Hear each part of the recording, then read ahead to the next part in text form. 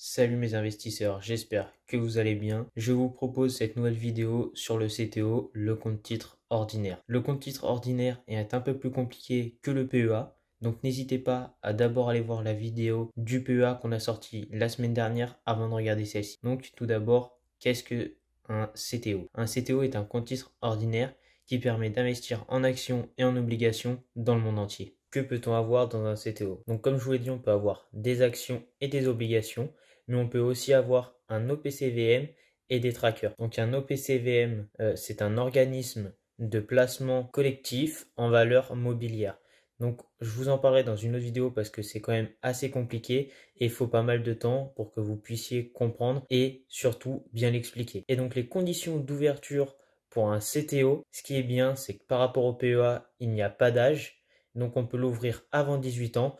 Il faut seulement un représentant légal. Aussi, un avantage par rapport au PEA, c'est qu'on peut en ouvrir en illimité. Donc on peut en avoir, par exemple, un si on veut seulement en avoir un. Mais on peut aussi en avoir 5 si on veut se répartir sur différents continents. Par exemple, si on veut avoir un CTO, par exemple, pour le continent américain, ou un CTO pour, par exemple, seulement les actions de la Russie. Donc on peut vraiment séparer tout ça. Donc c'est ça qui est bien. Et donc la troisième condition d'ouverture, donc on peut l'ouvrir partout. Donc on peut l'ouvrir en banque en ligne ou encore avec des courtiers en ligne. Et maintenant on va passer à la partie de la gestion du compte titre. Donc le compte titre est rattaché à un compte courant. Donc vous pouvez faire des virements, retirer de l'argent et faire des opérations classiques comme aller acheter du pain ou encore par exemple faire vos courses avec ce compte titre. Il faut cependant comprendre qu'il y a trois formes de compte titre. Donc ça veut dire qu'il y a un compte titre individuel, ça veut dire que vous êtes tout seul à le gérer. Vous pouvez avoir un compte joint,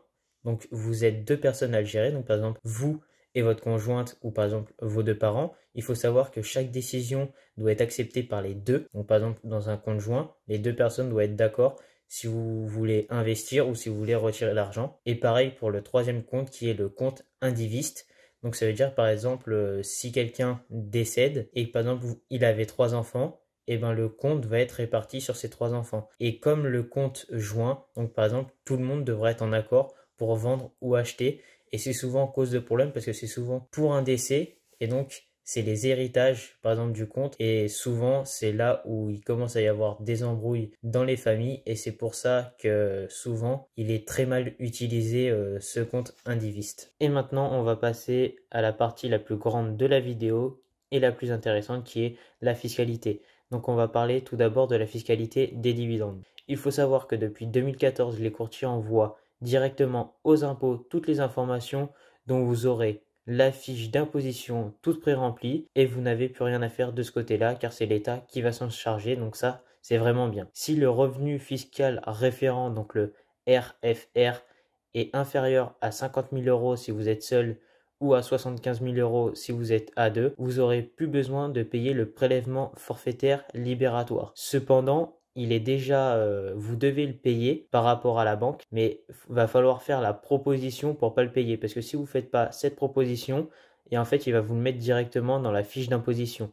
Donc, faut, par exemple, au mois de novembre, parce que c'est tous les ans qu'il faudra le faire. Donc, au mois de novembre, vous allez envoyer une lettre à votre banque ou à votre courtier en ligne qui va vous dire, par exemple, de ne pas payer ce prélèvement forfaitaire libératoire et donc ils vont regarder votre tranche et vont dire que bah du coup vous n'allez pas le payer car vous êtes à moins de 50 000 ou à 75 000 si vous êtes à deux. Donc il faut vraiment faire la démarche tous les ans pour cela. Et maintenant, on va parler de la fiscalité sur les plus-values. Tout d'abord, une plus-value est le prix de vente moins le prix d'achat. Donc si vous investissez 1000 euros et qu'au bout d'un an, vous gagnez 2000 euros, alors vous aurez fait une plus-value de 1000 euros. Cependant, il y a une flat tax de 30%, donc vous n'aurez pas gagné 1000 euros, mais vous aurez gagné 700 euros. Depuis janvier 2013, il existe trois types d'abattements sur les plus-values. De 0 à 2 ans, vous aurez 0% d'abattement, donc si vous gagnez 1000 euros, vous allez être retiré de 30% et donc vous allez gagner 700 euros. De 2 à 8 ans, vous allez avoir 50% d'abattement. Donc la taxe sera fixée à 15%. Donc si vous gagnez 1000 euros moins 15%, vous allez gagner 850 euros. Et si vous avez plus de 8 ans, vous allez avoir 65% d'abattement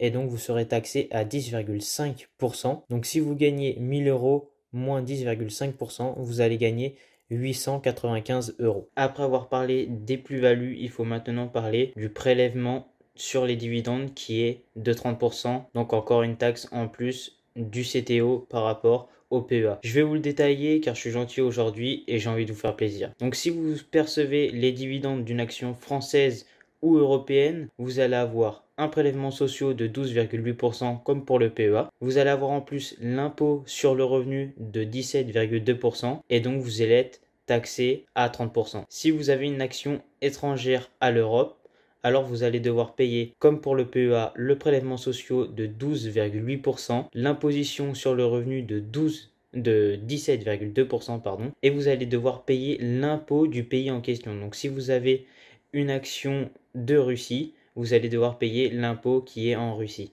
Et donc c'est ça qui fait toute la différence entre le PEA où au bout de 5 ans, vous allez seulement avoir une taxe sur 17,2%. Sur le CTO, vous allez avoir une taxe de 30% et en plus payer l'impôt du pays en question. Donc voilà pour cette partie. Merci d'avoir regardé la vidéo. J'espère qu'elle vous a plu. N'hésitez pas à mettre en commentaire si vous avez apprécié ma tête qui est juste là. C'est la première fois du coup que je le fais. Donc si la qualité n'est pas propre, j'en suis vraiment désolé. Mais en tout cas, n'hésitez pas à aimer, à liker. J'espère que la vidéo vous a fait plaisir. Bye tout le monde.